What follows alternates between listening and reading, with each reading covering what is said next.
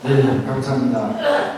저는 처음에 해양기후연구소에서 천안함 이후에 한국 군사력 건설 방향에 대해서 발표를 좀 하라 이렇게 이제 요청을 하시는데, 제가 이제 별것 아닙니다만 국방선진화추진위원회 일을 하고 있고, 또 제가 군사력 건설 분과에 이제 국과장을 맡아서 일하고 있기 때문에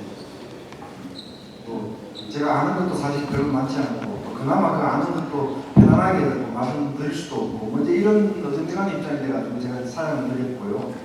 그래서 오늘은 제가 가진 생각을 정리해서 앞으로 군사력 건설 방향은 이런 원칙, 이런 지향점을 지켜야 되지 않겠느냐 하는 식으로 좀 제가 일반적으로 생각을 좀 말씀드리겠습니다.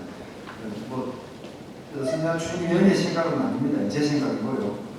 안에서 채택이 되면 나중에 공식적인 입장이 되겠지만 제 생각까지 말씀드리겠습니다. 한 7, 8가지 지향점이 있다고 생각합니다.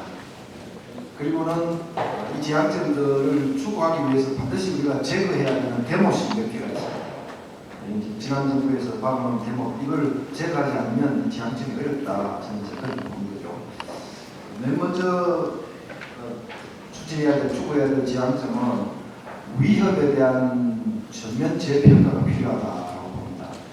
여기에는요, 순위도 조정이 돼야 되고, 또 그 대상 지역도 조정이 돼야 되고, 성격도 조정이 돼야 됩니다.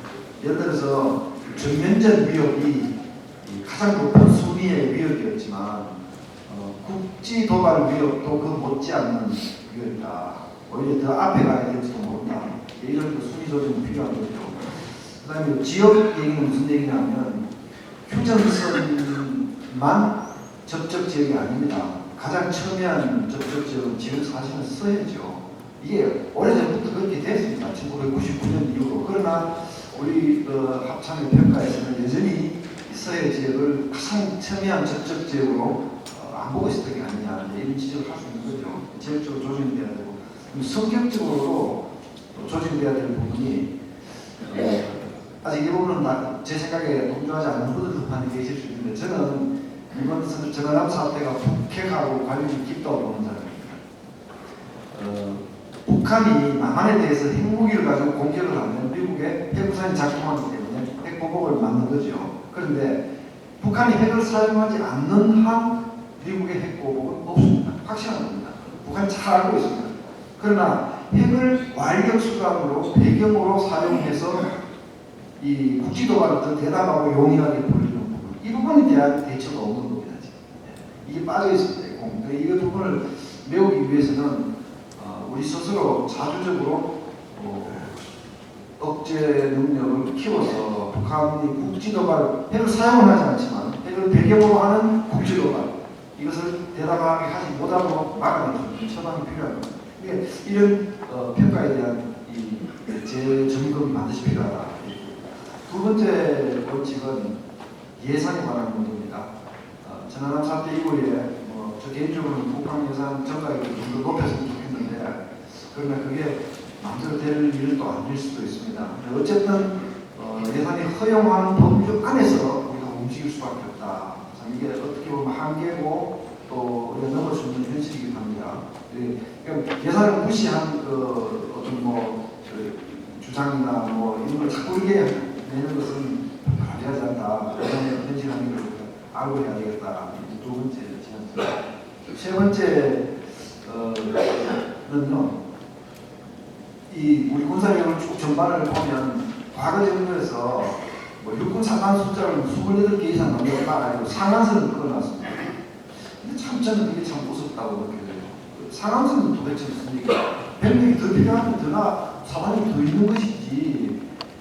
그걸 상한선을 끊어놓으니까 육군이 그 안에서 부대 편성을 만드느라고 가지가지 애를 먹는 걸 사실 같이 보고 있습니다.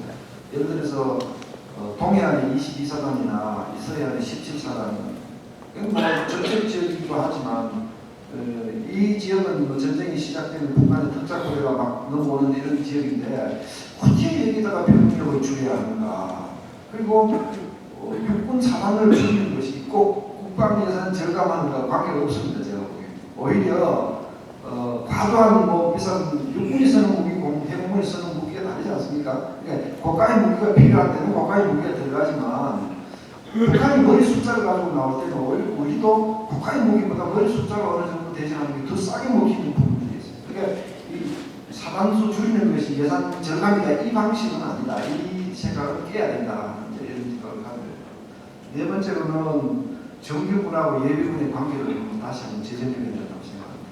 우리가 뭐 경제 여건이나 뭐 이런 사정 때문에 정규군 규모를 어느 정도 이상 못 가진다면 반드시 그 예비군은 정형화돼야 되고요.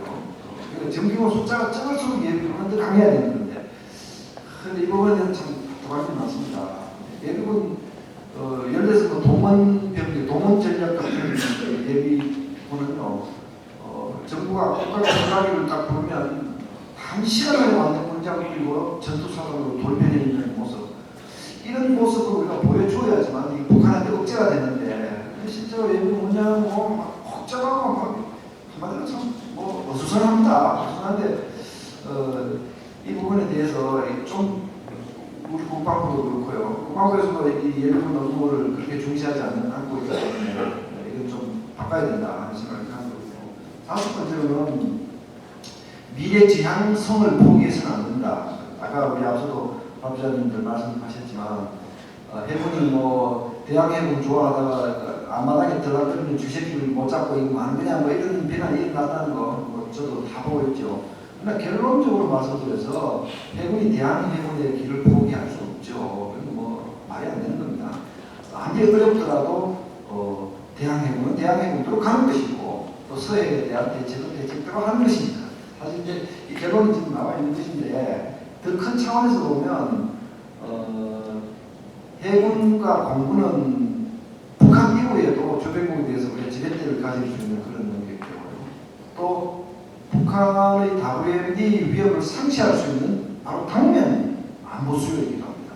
근데 많은 분들이 이런 걸 자꾸 미래 안보 수요로 감정을 하는데 아니다. 제가 지금 우리가 해군이 절벽 타격 능력을 가진 보복 능력을 우리 스스로 미국 해군산에 그 말고 말입니다. 우리 스스로 가지는 것은 미래 안보 수요일 뿐 아니라 북한이 국지도 발언을 용이하고 대담하게 하지 못하게 억제하는 당면 안보 수요이기도 하다라는 것을 제가 계속 제가 잘 못 알아들으시는 것 같아요. 제 이 주장을 많은 분들이.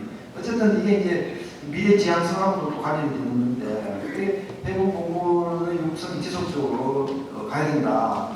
이렇게 생각을 가지고 있는데, 이제 이런 주장 때문에 또 우리 선진화위원회 안에서는 국방부나 합참 육군분들이 저를 또 못마땅하게 보는 분들도 있고, 제가 참 오해를 하지 마시라. 저는 민간인이고 육해 공군 해병대 똑같이 사랑하고, 다만 국가 차원에서 어떻게 하는 것이 같은 돈으로 더 큰 전투력을 발휘하느냐, 이건 이 차원뿐이지 다른 건 없다 이렇게 제가 설명을 합니다만 상관이 없습니다. 이런 부분들이 각 군간의 어떤 이해관계를 그리고 또 예산 경쟁 이런 것들에 있어서 쉽지는 않습니다. 그런데 어쨌든 해군 육성을 지속해서 미래 지향성을 계속 유지할 수밖에 없다, 갈 수밖에 없다.